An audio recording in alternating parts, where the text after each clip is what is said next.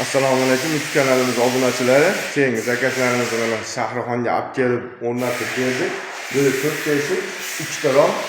Bularning kvadratini 800 ming so'mdan olib kelib o'rnatib berdik mana o'rnatishlar. Ham vodiy bo'la, ham yo'q ichida. Mana lola fasollar kvadrat 800 ming so'mdan. Mana ko'rib turganinglardek, mana romlari ham mana katta bo'ldi. Narada ham 2 teshik bor, bitta rom. Mana bu yerda bitta rom, mana 2 ta eshik. Bu yog'ochni ko'pchilik nima qo'ydi deydi, bu pena qisib olmasligi uchun qo'yib qo'yapmiz.